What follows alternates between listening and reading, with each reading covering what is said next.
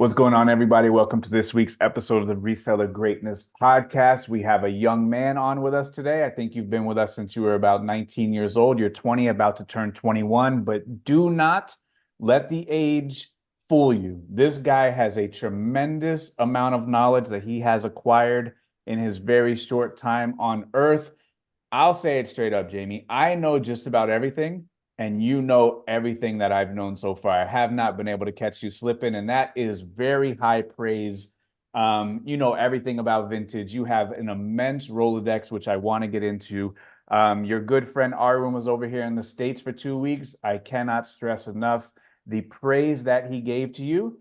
The amount of help that you give to everybody around you is highly commendable. You are not afraid to share information, give information, throw somebody a bone, which is very, very, very rare.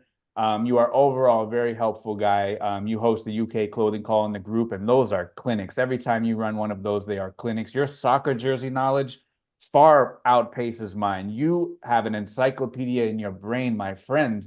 And you have also big aspirations, big goals that I want to get into. You're running a tremendous business at a young age, and I want to get into everything, man. You have unlimited potential, and the sky is the limit. Let everybody know a little bit about you, where you're from, how you got started. Welcome to the podcast, young Jamie. It is an absolute honor. You are very impressive with the knowledge. Thanks, mate. That was a bit of a crazy intro. Appreciate that. Yeah, shout out Arwen as well. That guy is going places and Mm-hmm. crazy knowledge. Um, my name's Jamie. I'm 20 years old, live in Wales in the UK, which isn't in England. It's in Wales, it's his own country. And I've been selling on eBay full time for nearly 2 years now. And I joined the group in end of 2022. I think it was like November. And yeah, it's been crazy ever since.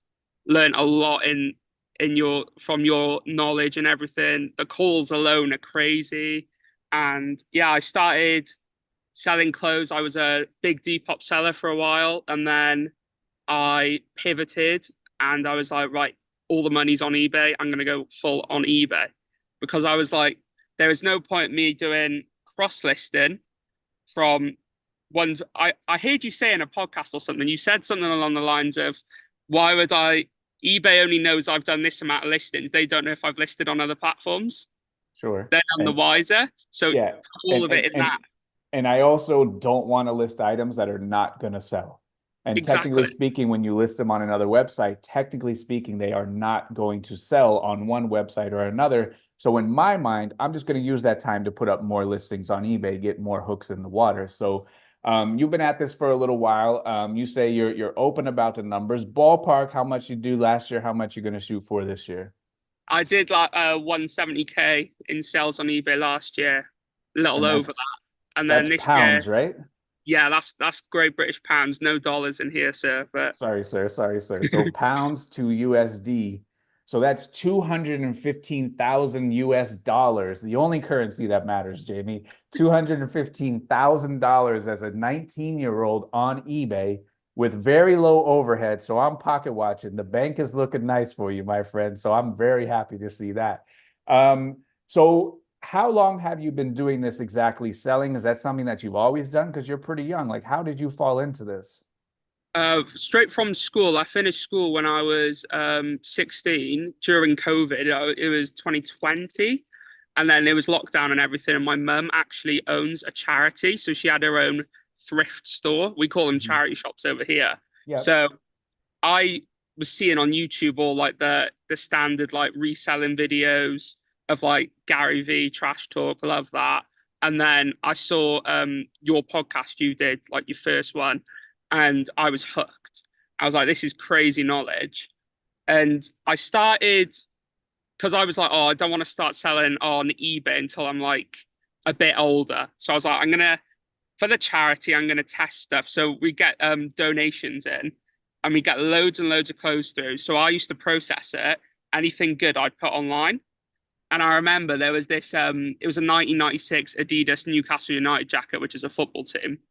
And someone had donated it in a bag of like George. And I was like, this is why is this here? And I sold it for the charity for like 250, 300. I was like, people are paying this for used clothing.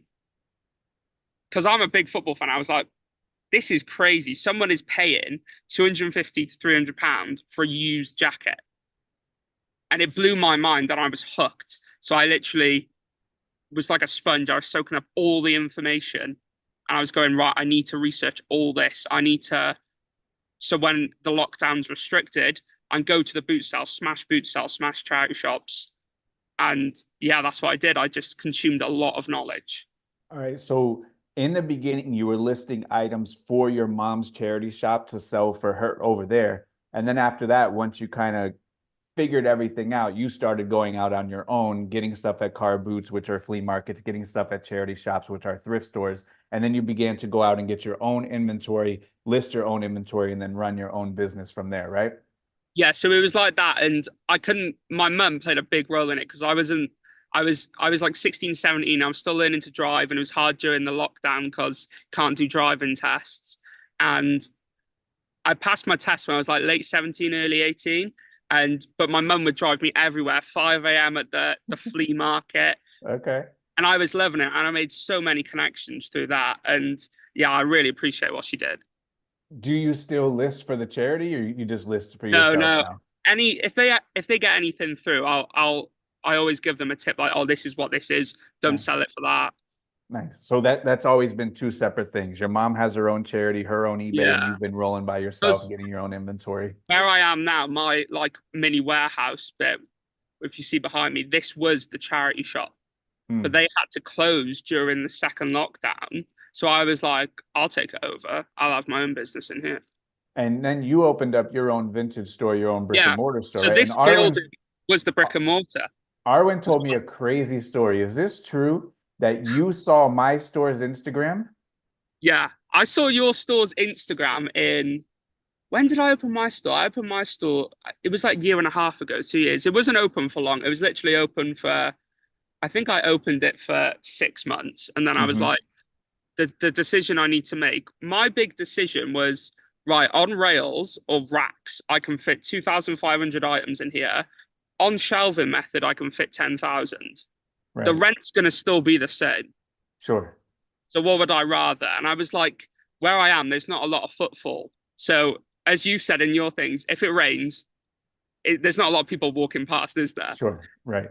So that's And what happened to me. But yeah, I saw your one and like the Ram 2 videos, mhm. and you're like, this is crazy. And I was like, no one's done this in the UK, so I'm going to try it over here. But where I am, it's like there's no, it's not a town center. It's a village. So Okay. there's not a lot of footfall. But I was having people drive over from England to come down, and it was insane. But yeah, I prefer the online 100%. Yeah, because if it rains, no one comes to the brick and mortar store. The brick and mortar store closes at 5 p.m., where now you're open 24 hours a day. So the internet does have a bunch of huge advantages. But Arwen told me that you found my store's Instagram somehow, some way. You started following the store. That was a good inspiration for you to open up your store. You started following me. You had no idea that that was my store until like later on in the podcast and when you joined the group. So that was actually pretty funny how all of that worked out. So is that true? Yeah, I was like, I saw it through like a YouTube video or something that like the spot, and I was like, this place is sick. And I was like, whoever's running this joint must be like making some serious money.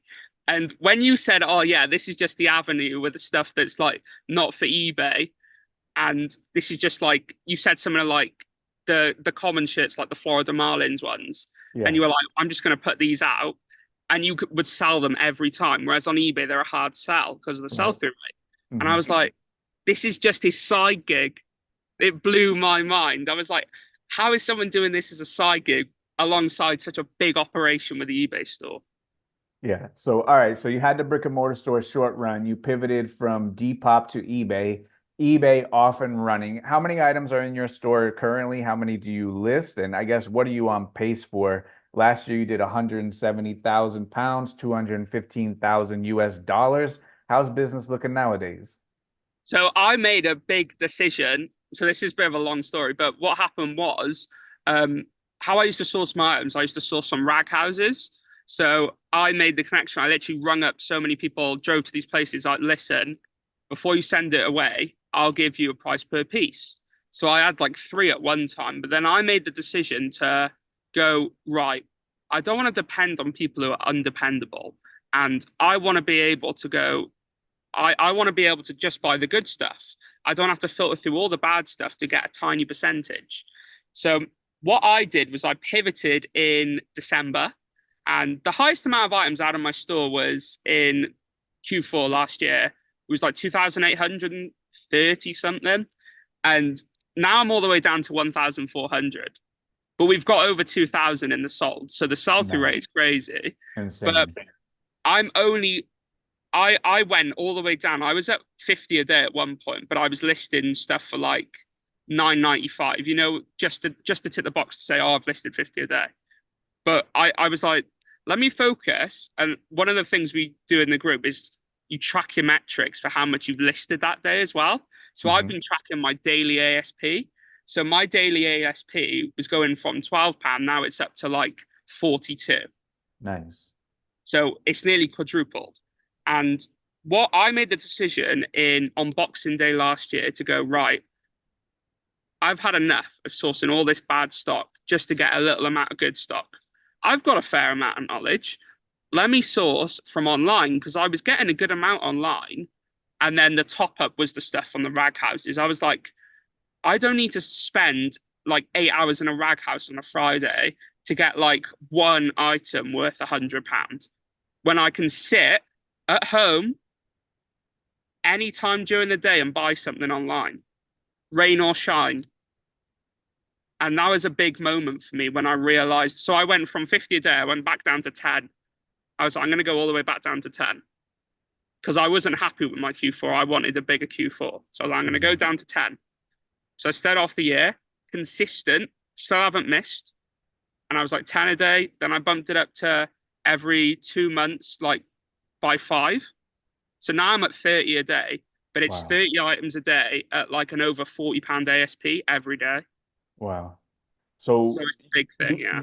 you started going to the rag house, and a lot of people that's kind of like their goal is to get into a rag house. But can you explain the complexities, the amount of work, the commitment that it is getting into a rag house? Because you don't go in there and get all vintage Star Wars tees. You have to go in there, you have to filter through a lot of garbage. You got to take home a lot of garbage. We've heard a lot of these stories where people they think they get these good connections, and then little by little, or even a lot by a lot, some of these bad items get pushed on them, and they have the feeling that they have to purchase it. They start drowning in bad inventory. How What was that experience like for you that made you make the pivot? So when I was going to the rag houses, I was buying because I had in my store like under £10 items in the brick and mortar store because it was like there's no fees or anything. So I was like, I can just turn like two into 10, two into 10. And then I was like, I can't do that on eBay because I got fees, promoted listings, overhead. So what I did when I was at the rag houses, they're not online. No, Yeah. no good wholesaler or rag house is online. They're not on They're Google. not going to go, oh, here's my Facebook. Yeah, sure, come on down. We've got No. loads for you. We've got loads Yeah. of Raxies for you. It's not happening. So I went there and I was like, I made all the connections and it was great. But then you got to deal with it's a lot of work. I can Hmm. imagine America, it's boiling hot over there. When it gets in the summer here and you're in a rag house, it is awful because you're there like 6 to 8 hours. And Luke in the UK as well in the group, he was another person who was going to the rag houses and he switched to the online model as well, like me. And he said it's way better and he's killing it as well. It was a really big eye opener to go, I don't have to do any physical manual labor to go through all this stuff. I can just tap on my phone or my computer and get these items because you've got the knowledge, you've soaked up the information. But it was a lot of people. You only see the wins on social media, don't you? In like the vintage Absolutely. community and stuff, Yeah. and in the reselling community. No Yep. one's showing when they don't get a rap tee at the rag house. They're only showing once they get one. But you might get something like that once or twice a year from a rag house, especially here in the UK, because we don't get a lot of American vintage. We get a lot of European vintage. So it's not the same. So you might get the odd like, I don't know, £20 vintage, like hockey t-shirt, which is cool, but it's not going to pay the bills. Absolutely. So, as far as your knowledge goes, it just isn't about vintage. You drop jewels on our show and tell Wednesday about every single clothing for every single walks of life. The football knowledge goes deep. The jackets that you showed the other day, you showed a pair of pants with a dragon on the bottom that sells for a lot of money. Um, so how does one acquire the immense amount of knowledge that you have? Arwen told me a story that I think you got caught slipping on something and you made a commitment to yourself that that would never ever happen again. Yeah, so I actually said this in one of the UK clothing calls about sourcing because a lot of people are like, Jamie, how do you remember the brands and the styles and what sells well? And I was like, if I miss something online or I miss something in person, like when I used to go down the boot sales and charity shops, if someone buys something in front of you, you remember that. And a lot of Hmm. people will just you'll let it annoy you. What I do is if I miss something online, I check the comps and I check Terra Peak, I check the sell-through rate, and I go, well, that's a buy for next time. And then you've consumed the knowledge that you need to look out for that. You've added it to your Rolodex. But a lot of people don't do that. They literally only focus on the stuff they can get. But you like to focus on the stuff that you didn't get, so that way when it comes next time, you're already ready for that. Yeah, So because you can't just focus on the wins. no, absolutely not. Because the wins are easy. You already know those. You have to focus on other things that are outside of what you know, in order to find those things too. And I always ask myself, like, okay, so I learned this. Was this always out here, or is it now out here just because I learned it? So every single time I learn something new, I start to find it. So it's very funny how exactly that happens. But like, do you have just like a very good memory where you're able to remember this stuff? How exactly do you get it to stick? Like, can you offer some tips for people out there? Like, how exactly would you go about researching something, a new category, a new brand that you don't know anything about? So I showed it in the group with the sourcing. So what I've always done is it's like the spiral effect, isn't it? So you go, Hmm. for example, Nike, you go Nike highest to lowest. And like you say, you see like the old marathon t-shirts or like Prefontaine or the geisha t-shirt. And you're like, oh, these are all the tags to look out for, like that video you did. And then you go, oh, Nike collabs, and you look at the modern stuff. Then you go Nadal Bull, you've got the Roger Federer line, you've got Andre Agassi, and then you go on to another pivot, and you're like, oh, Nike, you've got Air Jordan. Oh, the old Jordan stuff on a Nike tag, that's something to look out for. Made in USA, it's a sign of it being old, it's single stitch. And you go down these rabbit holes, and I always went down the rabbit holes because I was interested in it. I got interested into vintage clothing. I really enjoy it and I'm passionate about it. So I was like, how can I turn this into making money from it? And I think you've got to have a bit of passion to be able to stick into it and to be able to just, like you say, have a steel trap memory. I love that phrase. I think I can have that as well. So you say you have to have a passion about it. I believe so. I have a passion about selling stuff, not necessarily about the product, but I Yeah. want to be the best at what I sell. So if I sold, rocks, I would know everything about rocks so I can sell the most amount of rocks and be the best rock seller. And same for you. Like you love clothes. Some stuff you keep. I see the Star Wars shirt. But you have a small collection. When you get done with it, you probably sell it and move it on.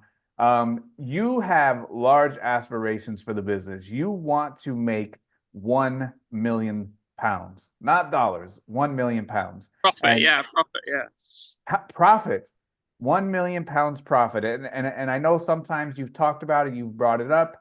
It's very, very controversial that can you actually make 1 million pounds profit? And I know you have the roadmap to get there. Share it with me. I'm excited to hear it. Oh, let me pull it up right now, and I tell you now, there was a lot of controversy about it, but I will report back once I've done it. Once you've done it, my man. Yeah. So look, 5 year plan, 1 mil profit. This is a £40 42 ASP with a £10 buy cost. Let's get Okay, the pen out. Come on, Tat. Let's go. I got it. So £40 42 ASP, £10 buy cost, £20 profit. 136 sales a day. That's So right. I realized I could do this with two employees. Okay. And it's 2 mil gross, 1 mil profit. So it's about a 50% profit margin. Okay. But 136 items a day, that's what a lot of people are like. How are you going to source that? Mm-hmm. But I didn't How? say I was going to solely source that just online because that might take a little while to get just online. But you can have other avenues. And I think personally, me personally, being able to buy online across the whole of the UK opens up more avenues than just going to one or two boot sales. And why do you think that? Because I do something which a lot of people don't do. I ask the question. Every Do you single have person I more? buy off, I go, "Do you have any more?"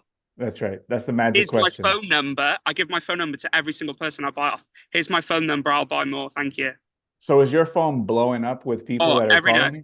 And when you get that message, it's like, oh, I've got loads more of these like wrap tees and they don't know what they are, or just crazy items which hit your margins. But people just want the space and clear out. So I always give them up because if you don't ask, you don't get. That's why you've got That's to right. ask.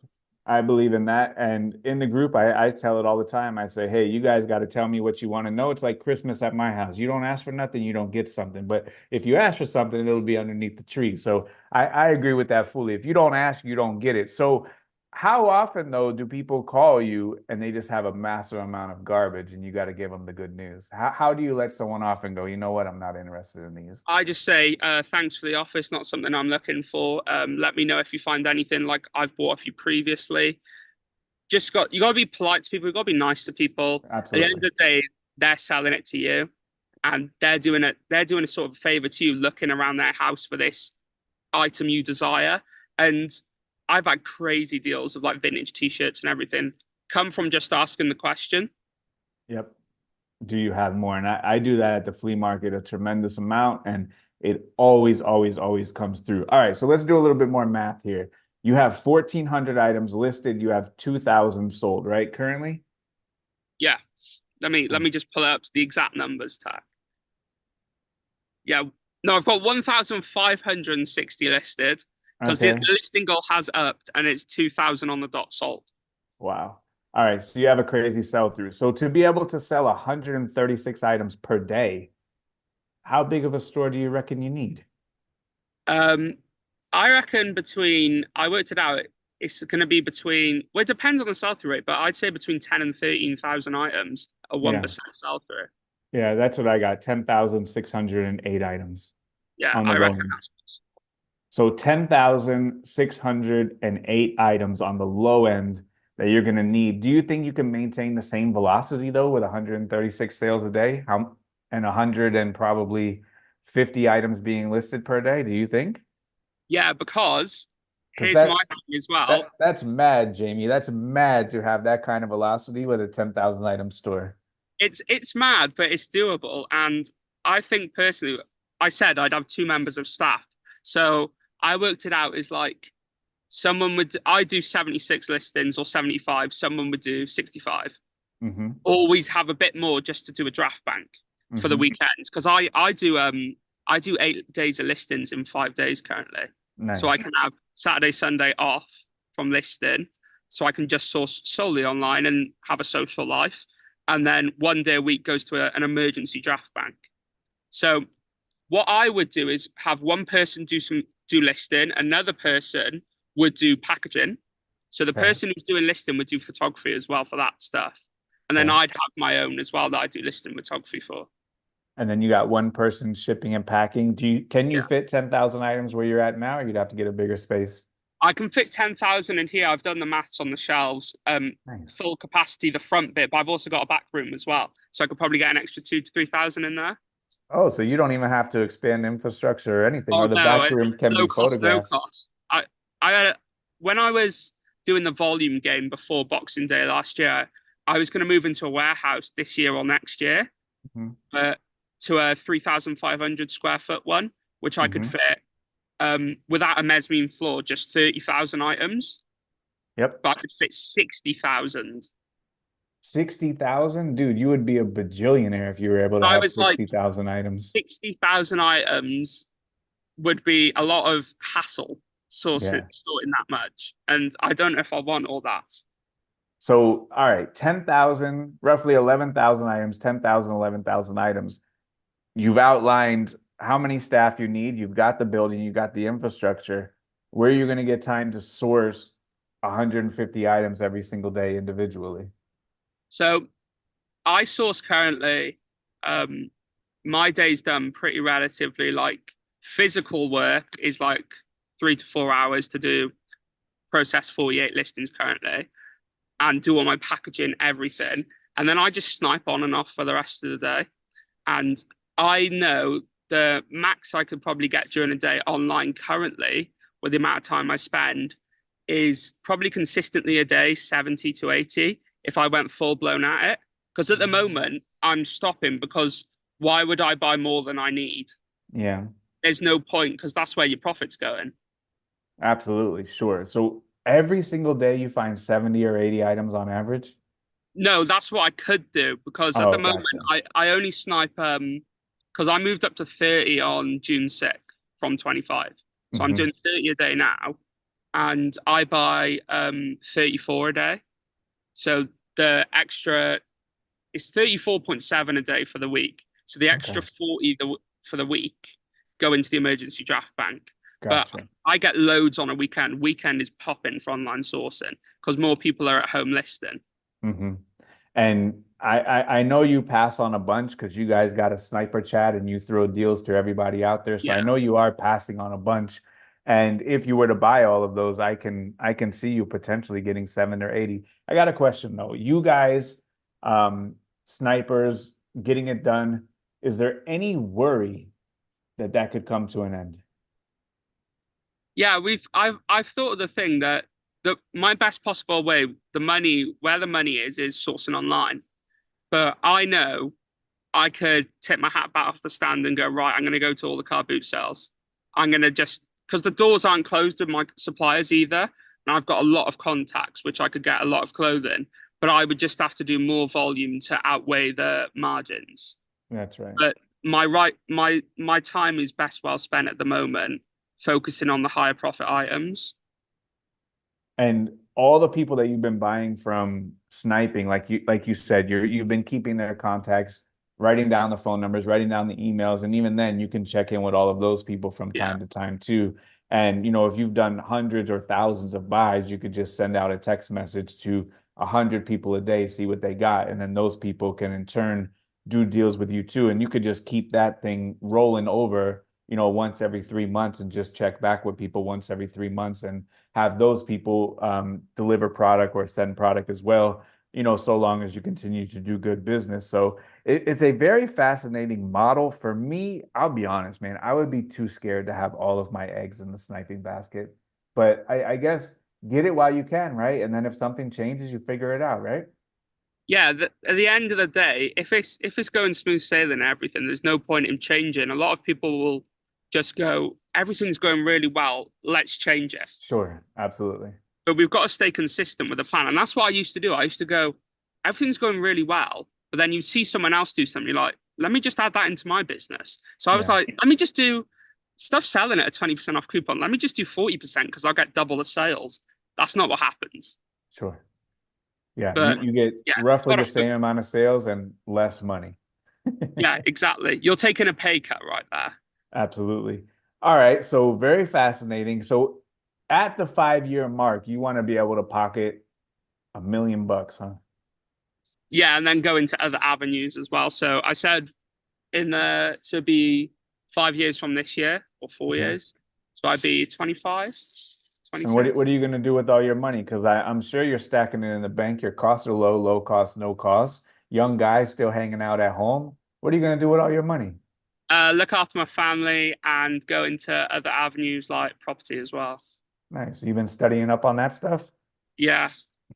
Very good. All right. You said you had a couple questions for me. Fire Yeah, ahead. I've got five for you, so there's not loads. It's not a book, but Let's see. here's the first one. If you moved to the UK, what listing goal would you start with and why? So I've been with Arwen for the last 2 weeks. Um, even though your flea markets are much smaller, we looked on the map. There is a tremendous amount of flea markets in and around London, a tremendous amount. I would have a mean flea market route. I would make a bunch of connections if I went over there, and I kind of want to. After talking to Arwen, I kind of want to go over there. However, we looked it up. I think I can only stay for 2 or 3 months at a time. I kind of want to go over there for like 6 months, start from scratch, get on a flea market circuit, make as many connections as possible, and just build something to like 100,000. Like I kind of want to do that. Like, and I do want to do that. I got to get the visa figured out. Maybe Arwen can sponsor me. Maybe you can sponsor me and let me go over there, start from scratch. But even though the flea markets are smaller, they're not as far away from each other as they are in America. So for me to go to my local flea market, it's 45 minutes. If I want to go to another one, that one's an hour and 20 minutes. If I want to go to another one, that's all the way across the state, 3 hours. If I want to go to Orlando, that's 3 or 4 hours from my house. If I want to go to Webster, that's 4 or 5 hours from my house. Arwen and I, since it was raining the whole last week, we got rained out at the flea market, and I'm not going to get rained out. So we went all the way up to Georgia. And we went to Georgia, and that was like probably an 8 hour drive. So, like, I'm prepared to hit the road. And when I saw the map, sure, yeah, you guys have traffic. We have traffic too. Sure, you guys can't cut across London. They charge you exorbitant amount of fees, no problem. But they're all around the exterior of London. Dude, I would be hitting several. And Arwen says they're almost on a daily basis. Like for us, it's Saturday and Sunday. But like you guys have a midweek, dude, I would have the craziest flea market route in the world if they were so close together. Smaller, some are smaller, some were very large. I was under the impression that the car boots was like 4 cars in a field. But Arwen Some of them showed are, but pictures. But yeah, Arwen showed pictures. Some of them are yeah. massive. It's bigger in London. London's huge compared to like where I am in Wales. Like there's like off the top of my head like four or five that are in like within like a couple hours of each other.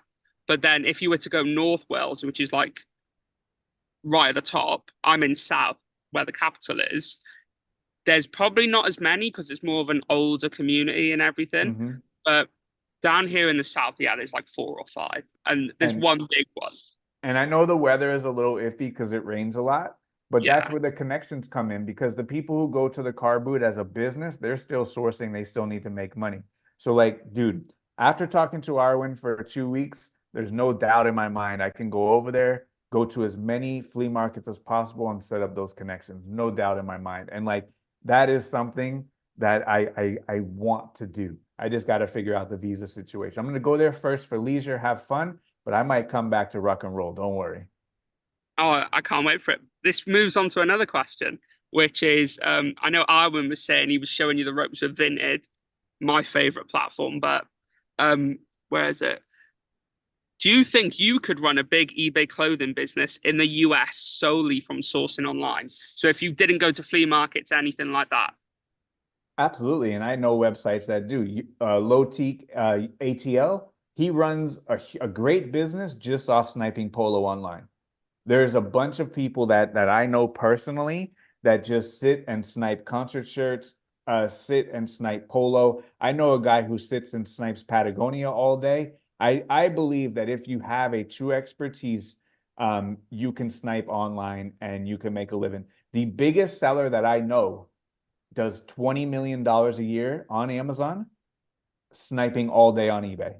Snipes on eBay, sells on Amazon. He lives in a town with no streetlights and no stop signs. So That's without a doubt, it is always do possible. You just have to have the knowledge and sit your butt in the chair and get to work. No streetlights, no stop signs. Sources all of his items on eBay. Yeah, that's big aspirations there. I think that's a crazy, crazy business model. Here's another question, question three. What order did you go up in by your listing goals? So for example, like if you're at 30 listings, what did you then move up to? So this is a little bit foggy, a little bit cloudy because it was a long time ago, and I never thought in a million years I would ever be talking about this on the internet. So I never kept track. But once upon a time, whatever I got that day, I listed. Because I was so excited. If I got 22 that day, I listed 22. If I got 17, I listed 17. If I went to the flea market and got 54, I listed 54. And there became a time where my expertise grew and I was getting too many items to list in one day. Maybe I would go to the flea market and get 120 items. That's my expertise grew, and that's when I started to develop the listing goal. Now, also during this time, I was developing and working on my lawn company, so I was building that, doing eBay after work. So I started out, I want to say 20 listings a day, solid every single day. I moved to 30 listings a day, solid every single day, and I'll tell everybody out there, 30 listings a day is the sweet spot where you can make a tremendous amount of money. You could work from home. You don't need employees, and your sourcing route is not extremely aggressive. That's the best bang for the buck is 30 items a day. And if you can make a $20 profit on 30 items a day, that's $600. Your cost of goods is $5. It's 150. I mean, dude, you're making 150, $200,000 a year as long as you can maintain those metrics. And it's only going to take you a half day. Like if you really dial it in, you can do 30 in a half day easily. Shipping in and out at a couple flea or thrift stores, go back home, photograph and list. Because my wife, she does 15 listings in about 30 minutes. So my wife has a small eBay store. She does 15 photos, 15 listings in about 30 minutes. You can easily knock out 30 listings in an hour, hour and a half if you were taking your time. So 30 listings was probably the sweet spot. And I remember when I had 30 listings, I looked in my bank account one day and I had like $207,000 in my bank account from all the money that I have been saving up at roughly like $400 a day profit. So I sat there for a good amount of time. After that, I believe I went to 60 a day. After that, I went to 100 a day. And then at 100 a day, I thought everybody else was doing 100. So I want to beat them. And I was doing 120 a day. Little did I know, no one was doing 100 a day. Nobody was working on Saturday and Sunday. No one was working on Thanksgiving. No one was working on Christmas. It was only me doing 120 every single day. After 120, I went up to 140 for a very short amount of time. My wife's sister was looking for some extra work. She worked at FedEx overnight, and her kids didn't get off school till 2 p.m. So I hired her to help me with the shipping because my shipping was getting too crazy. It was shipping out 120 items every day, listing 120 every day. So when I hired her to help me ship, I moved up to 140 a day to offset her cost and be profitable on her time that I was paying her to do. After a couple of months of that, she was starting to leave around 11 o'clock, and she didn't want to go home and just sit there for a few minutes and then go back and pick up her kids at 2. So she said, do you have something for me to do for like 2 or 3 hours a day where I could just leave your house and go pick up the kids? And I said, sure, grab a camera and start listing. So she would list 10 or 20 per day, and I would save those for the draft bank on Saturday so I can spend more time at the flea market. And I went up to 160 per day during this time. And this was a very short time because shortly after this happened, the guy who owns my warehouse called me and said the unit directly next door of mine is going to be available next month. Do I want it? And I said, let me think about it for 5 minutes. And I said, you know what? Let's rock and roll. Like, let's get it. So since I had doubled my space, I doubled my listings goal from 120 to 250. I know 120 times 2 is 240, but 240 that's a lame number. So I went for 250. I went for it. Right after that, I got the warehouse. I made my first hire, which was Yesley, and she was my first full-time hire of photograph and listing. And 2 weeks later or so after I got the warehouse, and I can show you right here, I have an Instagram post. Tech and Sports Inc. just doubled in size, 6,000 square feet now, ready to continue building the cash cow. I can double my entire operation and build this store to 40 or 50,000 items, which I've called back then, $4 to $5 million in sales per year, which I called back then. eBay is unlimited. If I could do this, anybody could do it. I also said this, small stores will get swallowed up in the future and get put out of business as thrift stores continue to raise their prices and competition of more resellers in the game lower prices don't get swallowed up. I made that post on February 10th, 2020. And what happened 2 weeks later, my friend? COVID. The whole world shut down 2 or 3 weeks later in early March. And I had just extended my liability in the business by doubling the warehouse, took on my first employee, and became a 250 a day lister. And every single thrift store in America shut down. So that's when I started making the connections that I have now to this day. That's when I started leaning more into the rag houses because the rag houses didn't close during COVID because the rag houses are their own country, their own ecosystem. They didn't care about COVID. They stayed open. And 250, I sat at 250 from February 2020 all the way until February of 2023. And then from 2023, as you guys know, and I've been talking about in the group for a couple of years, my wife and I, we had a plan to, take a 50-year vacation, save money, buy properties, have wise investments, have other businesses that we grew from eBay. We are very fortunate. We are very blessed. We're not on the come up anymore. We live very comfortable lives. We're in this loop of like an infinity money loop because our overhead is so small as human beings. We have so much money being generated that we can't spend it. It just goes right back into investments.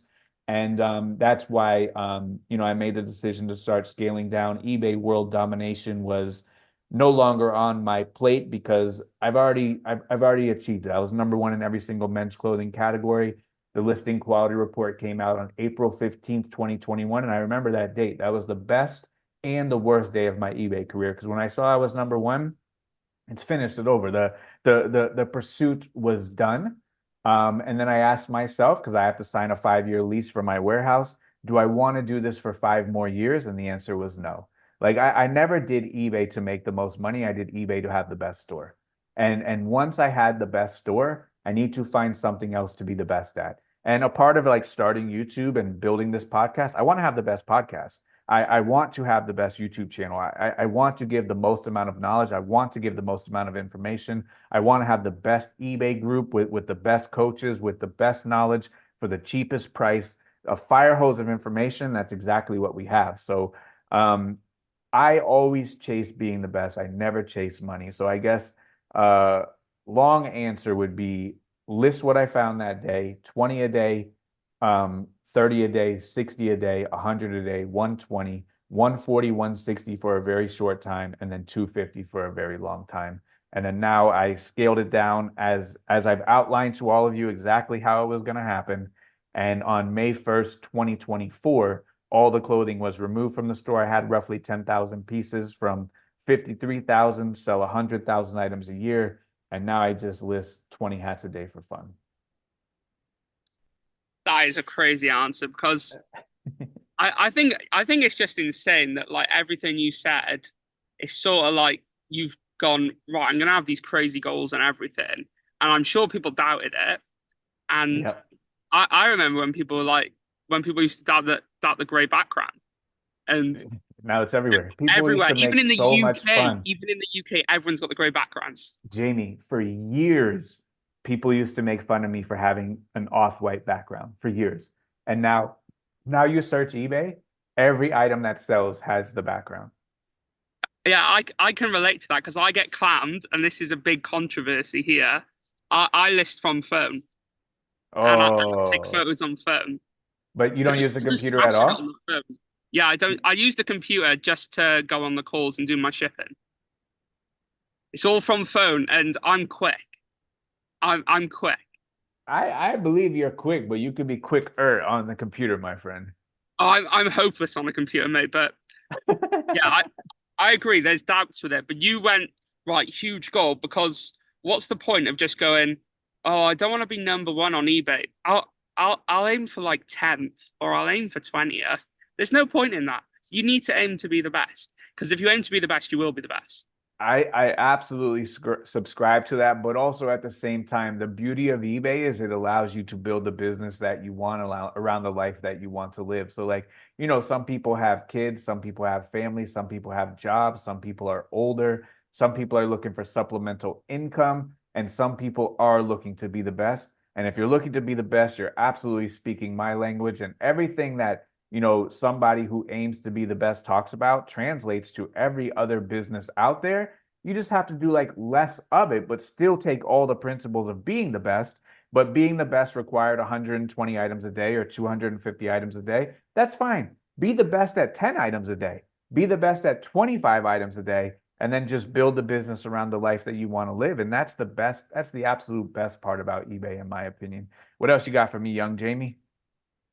Right, this isn't a question, but on top of what you said about you were stacking money at 30 a day. I'm at 30 a day now. I'm loving it because I'm tracking my daily listing, and Yep, every day I'm not happy unless I do over a list over £1,000 worth of merchandise a day, and I'm like every single day it's 1,000, 1,000, 1,000, and because I know once the eBay it goes over a 90-day cycle, you'll end up doing that in sales absolutely. with my sell through rate.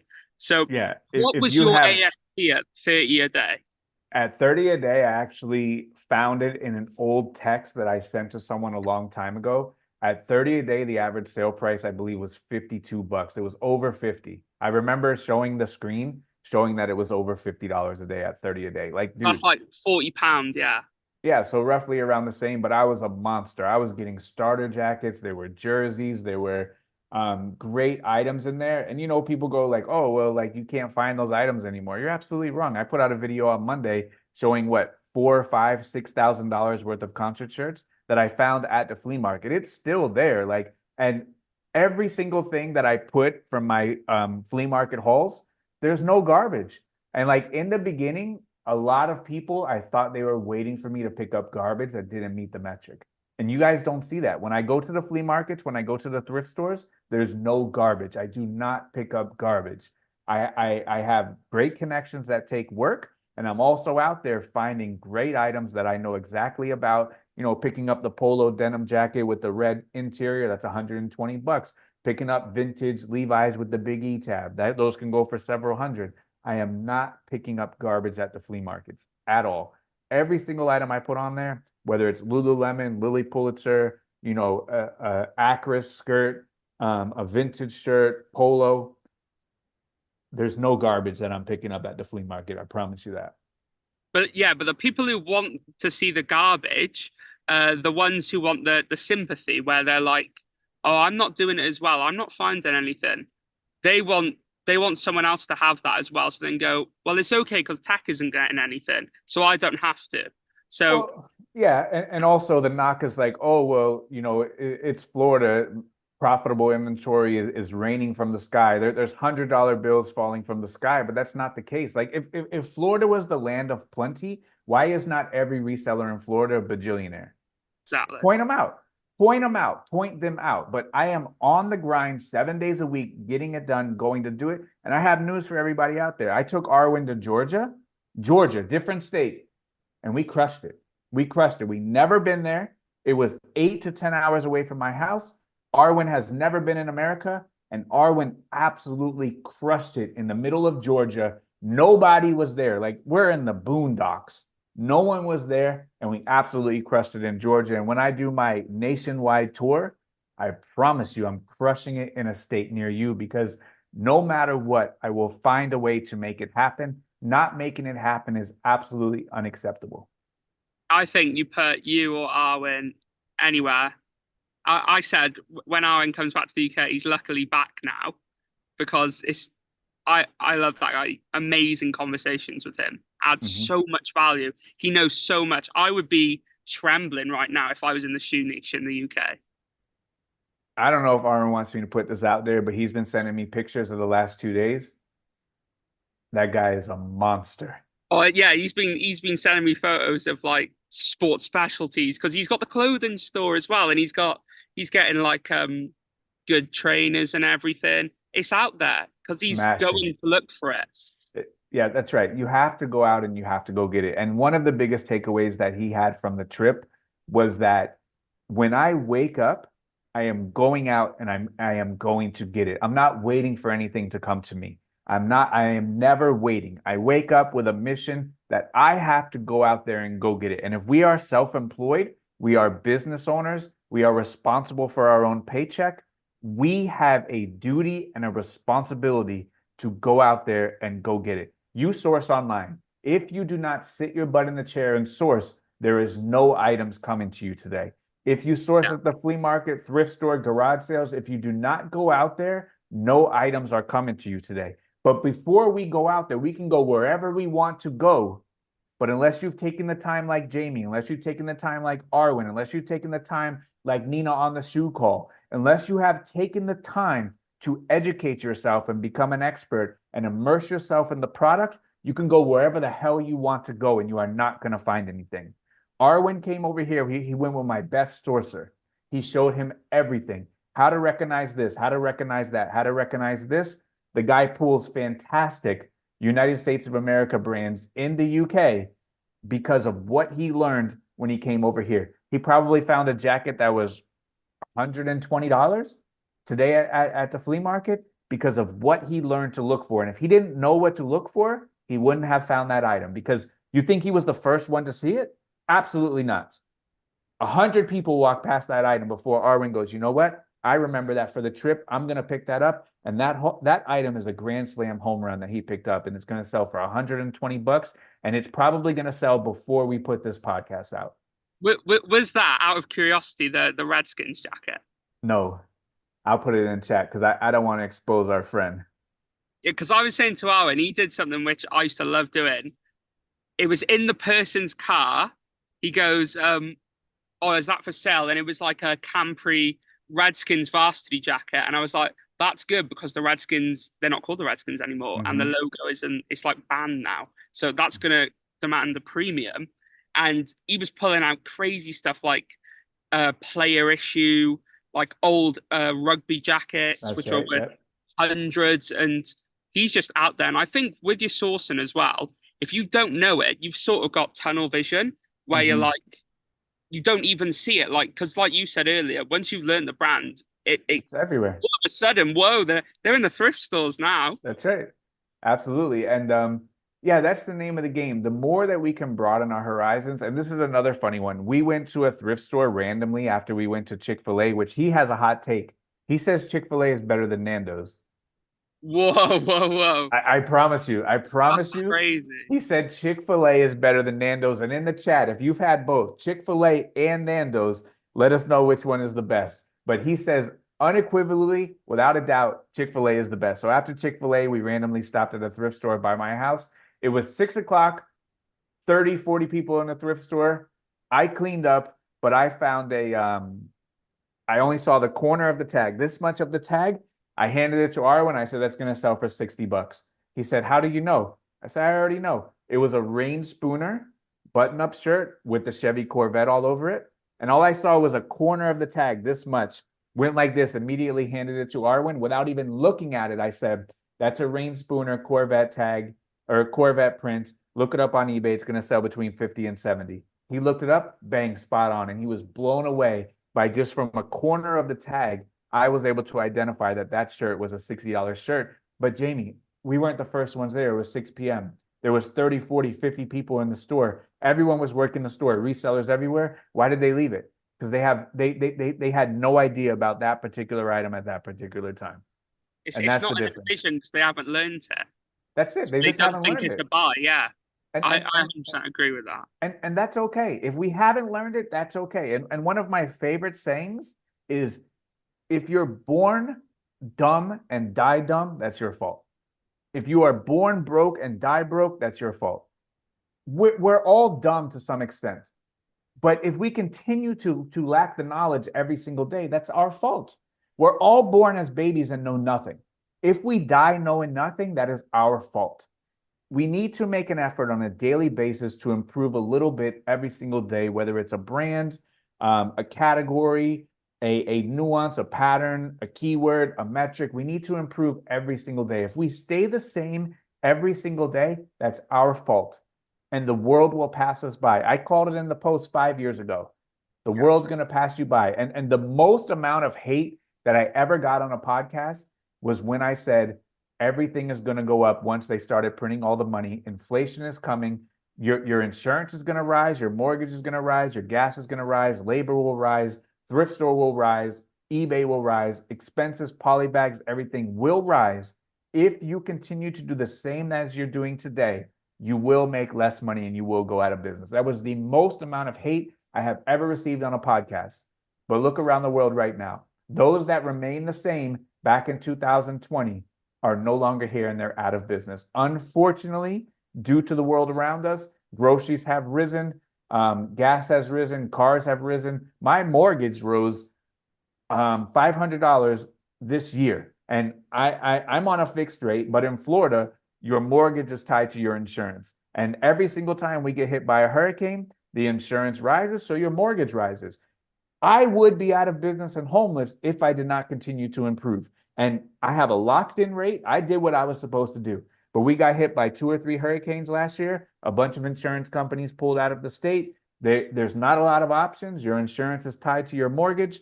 My mortgage and insurance have gone up $500 a month. That would have sunk a lot of people and put them out of business, and they would have lost their house because of that. But that's what happens. And I was talking with Arwen as well. The difference between here and the UK, like we don't have healthcare. We have to get private insurance. I had my gallbladder removed like a year ago. That would have cost me $60,000 if I didn't have insurance. My insurance is $360 a month. I still had to pay $10,000 to get that done. So like I remember that when it was Carl's fault in the group because you had Hellman's mayonnaise, didn't you? that's And you right. were like, I remember. And the next day or like the day after, you were on the treadmill. I was on a treadmill, bust You were out 10 there or doing the 15 call, and I miles. was like, this guy's unstoppable. It's crazy. You can't let anything stop you, man. And when Yeah. when when James asked the question tonight, like how do you kind of get out of your own way mentally? And it's just do. It's less thinking and more doing. Do we need to do more thinking or more execution? And always for me, it's more execution. And today on the UK call, you guys are going to talk with Arwen. I think he's going to have a lot of tremendous takeaways because it's one thing to sit here and talk about this all the time, and you don't get it. But like when you see it in real life, Jamie, I promise you, 24 hours a day, I'm making moves. I am being productive, and I have an aim to move in a positive direction. I'm not sitting still. I'm not watching TV. I'm not doing, a lot of craziness. I just have an aim to improve every single second that I'm awake. And for you to get to the position that you're at, you have had to done a tremendous amount of research because I have a career's worth of knowledge that somehow, some way you've already been able to accomplish. And like two calls that I can remember that I have been highly impressed by is Arwen's soccer cleats call, clinic, and your call on soccer jerseys. Like whenever I do the deep dives or I start rocking and rolling on eBay, I I for once saw what other people see. So like other people see me rocking and rolling all these bolos from memory, and they're like, "Wow, this is crazy." When I saw you and Arwen sharing selflessly soccer jerseys, and then Arwen shared the cleats, I was in awe of that. So that was the first time that I got put in the position of, man, these dudes really know what they're talking about. And on the show and tell Wednesday, which is worth the price of admission alone for the group, because there's like 20, $50,000 worth of stuff shown every single week. You always show me something that I don't know on show and tell. Maybe it's a UK brand. Maybe it's some sort of nuance and some sort of thing that I don't know. Arwen showed me something about Stone Island that you taught him with the green thread versus the regular thread. Green You Edge, yeah. look, yeah, the green edge. So tell people about that because I had no idea. And in all fairness, we don't find Stone Island over here, but he taught me some good brands. Musto, Rab, Stone Island, very popular over there, You which know we it. don't Yeah, have those ones over here. yeah. Stone Island isn't that big in America. I remember during like 2017 or 18, Drake started wearing it, and it went a bit big over there. During like the Ram 2 days, they started selling it. Sean Weatherspoon posted it for like 6 months and then it kind of fell off. Yeah, it died off. But then Stone Island comes from it's an Italian brand. Massimo Osti was the creator, and anything he made was pre 1999, and then he left the company. So he also made a CP company, and then Boneville as well. So Stone Island, anything with a green outline on the badge is pre 1999. And I go over in the calls. You can go on Art Checker or certilogo.com, and that's how you authenticate them because it's a very heavily faked brand, but it Mhm. demands a premium if it's got the green edge on the badge. Very good. And that was Art Checker. Yeah, Art Checker. We went over in show and tell yesterday, didn't we? Yep. Because I get Stone Island every week online, and I think it's one of those brands where it comes from a lot of people wear it during the football hooligan scene, which is people who go to soccer matches where like it's a fashion style. So you don't wear like the football shirt, you wear these jackets, and whoever's got the best like clobber on over here. All right. So you have any more? Was that the fifth and final question, or you Oh got no, some we've more? we've got two more, mate. We've got two Rock and more. roll, Jamie. I'm ready to rock and roll. Did you ever reach a blockage in your eBay career that was difficult to overcome? Um, I always like I said this morning, I struggle with because I always have to define everything, and that's why I always ask like qualifying questions, and we have to define difficult. Was any of it easy? No. But No. what was it difficult where I wasn't able to get it figured out? The answer is no, I was able to figure it out. I think that the most difficult part of it at the peak was being absolutely tied and handcuffed to getting the items out every single day. Yeah. And when you're at that level, when you're shipping 250 orders, and that's orders, that's not items sold because people are buying two, three, some people buy 10, 20, 50 items. Like we were shipping 300, 400 items a day sometimes in 250 orders.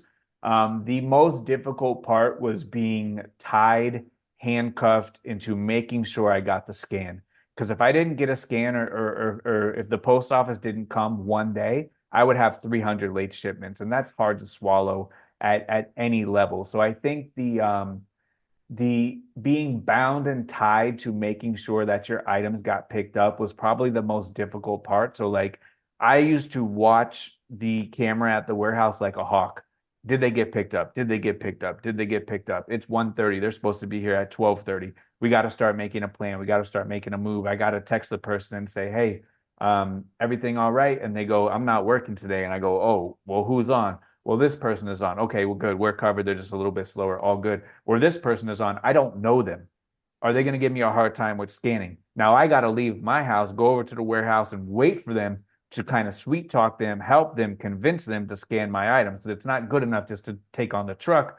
And it's too many items to walk into a post office and get everything scanned. So, like, we have to scan these items. And luckily enough for me, I developed friendships with probably 10 different people at the post office, which helped a lot, helped a lot. Some people, this is off the record, some people used to drive back to the post office off the route, come scan my stuff on the way back to the post office just to help me out. But with the amount of money that I was paying them, like they did help me out a lot. The supervisor helped, but without them, there would have been no me, without a doubt. There would have been no me because the stringent metrics of getting your items uploaded and scanned on time is one of the most difficult things that I had to do. And also just facilitating the shipping to be done by 12:30 because my day every single day was dictated by 6:30 a.m. in the morning.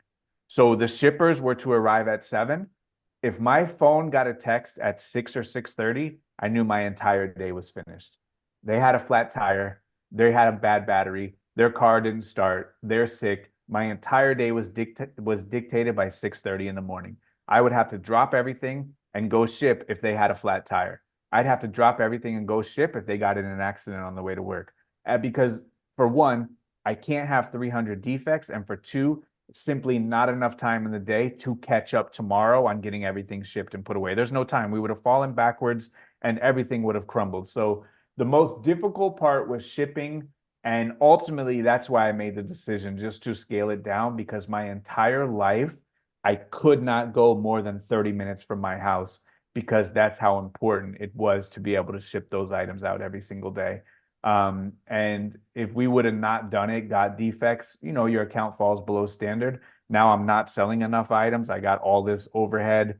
I'm continuing to list at this clip, but I'm not selling at near enough that clip. And like, that's bad for business and I can't go backwards and I can't have anything bad for business happen. So I guess the most difficult part was shipping, facilitating the shipping of getting the item. The shipping part was not hard, making sure that 250 items a day were getting uploaded and scanned on time was the most difficult part of it. And um, for lack of a better word, because I don't get stressed or get emotional, but that was the most stressful portion of it was making sure that all those items got scanned every day. And at one point, we were getting 7 day a week pickups, even on Sunday when the post office was closed, and they would even come on a holiday. So like yesterday was Juneteenth, they would have came and picked up yesterday because there's no way that we would be able to ship out 500 items and get 500 items scanned.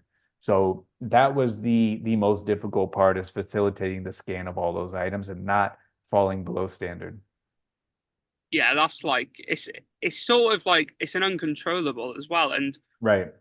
I remember when I joined the group in the first month, James Bold Finds, he sat down with me and he helped me change courier, and I'll always remember this because I was using Royal Mail, which is the one you know of, with like all the strikes and everything.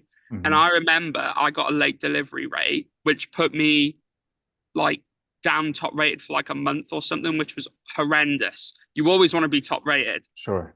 It affects your sales so much. And they basically would take my parcel, but they didn't scan it for 3 days. So I was fuming. And you can't control it because at the end of the day, you're the one who's dropped it off. It's your items. That's right. You can't say some random postal worker didn't scan your parcels. That's That's not right. good enough for eBay. So what I Nope. did was James was like, "Oh, you can use Every, it's cheaper." And I found a convenience store, so like a 7-Eleven for you, where um, I take them, and I also get my online snipes delivered there as well. So because they have a huge basement storage, so they can store thousands of parcels if I want. And I scan everything myself. I get the machine, I go behind Nice. the till, scan them all. I know it's done because I've done it and I'm Nice. responsible for it. And that was a great pivot for me. And I was saving so much time. And like you said as well, any text before 7 o'clock or 6:30 is awful. I remember when I had my brick and mortar, if you got a text before 7 in the morning, that person isn't coming to work on the weekend, and you've got to change all your plans to That's work. right.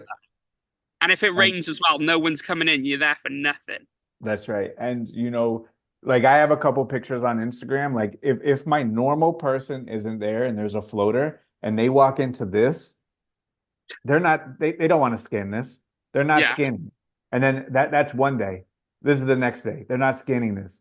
This is the next day. They don't want to scan all these packages. Like this was every single day for years, where we were sending out this amount of velocity. And if you look at those big brown boxes, those are like orders of like 30, 40, 50, 100 yeah. items, where the poly bags is just one. And then that's me, top 500 store, 411. That's the highest I ever saw it go, but I didn't check it a lot. But that at that velocity, there is zero room for error. And on Saturday and Sunday, I would always have to go in and do second shift of shipping.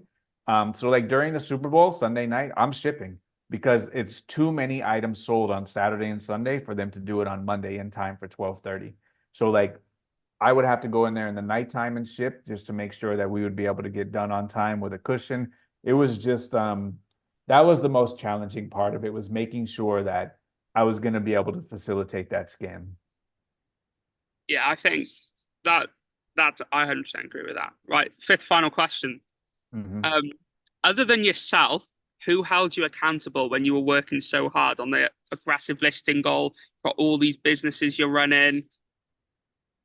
Um, Honestly, just me. Like my wife is she doesn't push me or like demand or hold me accountable. And maybe that's because I always get the job done, but I always held myself accountable, not to myself, but to them, to my wife and to my son.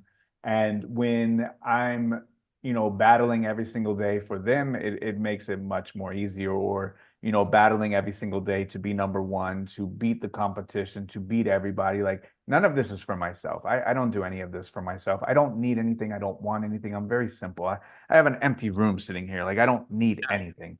So like I always try to go out of my way to do everything for everybody else and go out of my way to be number one, to be the best. But I think one of the best things that my wife has never told me, or my mom has never told me, is that my wife has never told me that's enough. She's never told me that. My wife has never told me that's good enough. She's never told me that. And it's not in a bad way, but there's a difference when you're on the come up and you've changed your life and things have gotten better, and the people around you tell you, you know what, we're good. We don't have to do this anymore, or we're good. We don't have to hustle as hard, or we're this or we're that. They've never told me that. And because they never told me that, I don't have the feeling that, I'm doing too much. So like my wife knows that I find my happiness always being busy and always being productive. My wife loves a good TV show. My wife, if Harry Potter's on, she loves it. She'll watch it. For me, and for me, I don't mind that. She could watch as much Harry Potter as she wants. I don't care. But like for me, I can work as much as I want. She doesn't care because she knows that that's where I find my true happiness in being positive, being productive. If she's like, you know what, you got to watch Harry Potter with me, I would be absolutely miserable. Absolutely miserable if I had to sit down and watch a movie. And she knows that. She's aware of that. She knows enough about me where if I'm not doing something, I'm not being productive, I'm not being happy. So for her support in this all along the way of my quest of trying to be the best and her allowing me to do so, her never kind of pressuring me to do something different or not chase what I want to chase that ultimately is going to make me happy. Like if I had a different partner, I think that the outcome would be very different. So like for her, there's no constraints, there's no restraints. It's if but there also is if you're going to do this, you better do it to be the best. Don't do this and be half-assed. Don't spend all your time doing this and do Mickey Mouse. Like if you're gonna do this, you better do it. So like, that part has been extremely helpful where she's never put a limit on anything that I felt was important to do. So did I work long times, long nights? Absolutely, I did. Did I ever miss one of my son's baseball games? Absolutely not. And that was one of Arwen's takeaways because he spent probably, a half day with my son, and he asked my son straight up and goes, "Hey, did your dad ever miss a baseball game?" And Arwen said he looked me right in the eyes and said he was there for everything. And just like I'm there for everything with work, I'm there for everything with family. And eBay allows you the flexibility to work in times, to work in sections where, you know what, my son has a baseball game Saturday morning at 9. We can get there at 7:30, do an early warm up. He can warm up with the team and I can get to work after that. Or, he has practice after school. I can pick him up from school while he eats third lunch. Because hey, every boy growing up has third lunch after school. Let's face it. While he eats third lunch, I can snap some photos. We go out to the field. When he goes to sleep after he finishes his homework, then I can, do my listings and get to work. So like I've been very fortunate to do the schedule around everybody else's schedule, but also very fortunate that I've never had to miss anything and still was able to accomplish everything that I needed. Yeah, I think as well, best quote from your wife was when she said, "But this is what you wanted." That's right. Love that because you you had the aspirations, like we said earlier, that like all these huge goals that so many people were doubting because it hadn't been done before, but you've Hmm. done it. And That's like he that's right. said, once you defeated the game on the listing quality report, you finished the game on the Nintendo, that's gotta find something else to do. That's my personality type. So like, there's two types of people. The people that are the pursuit of happiness and the people that are the happiness of pursuit. And I'm always happiness of pursuit. I have never been the pursuit of happiness. I am my most happiest chasing after something. And as long as I got something to chase, I'm happy. So like, people, probably before I came onto YouTube, they probably thought I was the most miserable person in the world. Work, work, work, work, work. It's not the case. I am the happiest person in the world because every single day I wake up and get to do exactly what I want to do. I do not have to answer to a boss. I do not have to answer to a manager. I get to do exactly what I want to do. What I want to do today was host the morning call, which we did. I want to hop on the podcast with Jamie. After this, I'm going to do exactly what I want to do for the rest of the day. If I didn't want to hop on a podcast with Jamie, I wouldn't do it. I would not do it. I do not do anything that I do not want to do. And I am very, very fortunate to have built a life, thank you to eBay and thank you to reselling, which allows me to wake up every single day and do exactly only the things that I want to do. And I'm not going to do things that I don't enjoy. I enjoy going to the flea market in 110-degree weather. I enjoy it. It's fun. I love it. That's why I go out there and do it. Otherwise, I wouldn't do it.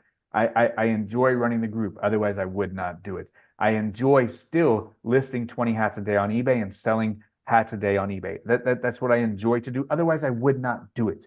I wake up and do exactly what I want to do, nothing more, nothing less. And eBay is the only vehicle that I have found that allows us to have the freedom, the options, and opportunities. And I like to measure my life in the freedom, the options, and opportunities that I have. So the freedom is I get to do anything that I want to do. The options are I have the money to make investments if I so choose, and the opportunities are the investment opportunities that I do get. If a piece of property comes up, I have the option and opportunity to go and take it down if need be, and the freedom to go ahead and do so. So those are kind of the three metrics that I measure personally in my life is freedom, options, and opportunities. And everyone who's been in the group for the last 5 years now, which has gone through very quickly. I've outlined all of this 5 years ago. You know, I want to have freedom to take a 50-year vacation while, and this is hard to believe, I will make more money on a 50-year vacation than I did grinding every single day. Because like I said, I didn't do eBay to make the most money. But now that I have the best stock, unlimited stock, now I just send everything out on a pallet and I sell 2,000 pieces a day, make $3 each, make $6,000 a day profit. I didn't do that on eBay. I sold 250 items a day at $15, $20 profit each. So it's less constraint, the path of least resistance to fill up the bank account, which we talk about a lot. The best commodity in my business once upon a time was me sourcing and me listing. Now the most valuable commodity in my business is all of the relationships and all the unlimited inbound high quality eBay merchandise that I get. Throw it on a pallet, send it out 2 pallets a day, 7 days a week. I'll make more money on vacation sitting on a beach from here on out, the freedom to do so, than I ever did as a full-time eBay seller, #1 in the world. And that's freedoms, opportunities, and options. Yeah, I agree. That's crazy. So, Jamie, my man, take us home. Leave us with some inspirational words. You want to make $1 million in 5 years? We're going to check back on you. Don't worry. Pounds, tech pounds. We can't be using these random currencies that don't You're right. exist. So, £1 million is like $1.2 million. So, high aspirations, how high goals, but you have the desire, you have the drive. Most importantly, you have the knowledge to do so. You already have the infrastructure, which is a large part of it. You just got to be able to form the relationships and keep expanding the Rolodex and keep expanding the options that are going to allow you to get to 136 sales per day. But you're going to do it incrementally, 5-year plan. I believe in you, my man. I really do. Yeah. So leave us with something. If you could share something with the people to help improve their business, leave them with something, please. I just want to say a big thank you to you and everything you've done for me and just the knowledge you've shared and everything. Me being a call host in the group, I love doing that and surrounding myself and like teaching people and seeing other people win as well. Because it can be Mhm. a very negative mindset with everyone in the communities on Facebook and everything that, oh, it's bad. You've got to be very private. You've got to be very sheltered. But I think personally, you need to surround yourself with other people who are absolutely smashing it. And that's what I achieved with the group. Everyone in there is after the same thing. Yeah, They want to be the best every day. And having your little group of just like the sniping group talking to people, you can ask questions, you gain so much every single day, which is what we need. We can't be stagnant. I agree with you 100%. And like I said, whether you want to be the best 10 item a day lister, the best 25 item a day lister, the best 136 item a day seller, no matter what, just get out there, try your best, do your best, learn every single day, make, positive strides in your personal life, in your business life. And one day you'll be able to wake up, look up, and have a beautiful business. And right now, my friend, you have a beautiful business with aspirations and hope to do much more. And, I'm very proud of you, man. You're a young dude. You're doing well. You're going to have a lot of freedom, a lot of options, and a lot of opportunities. And that's the name of the game. So keep killing it, my man. I thank you for jumping on the podcast with us. I enjoyed it.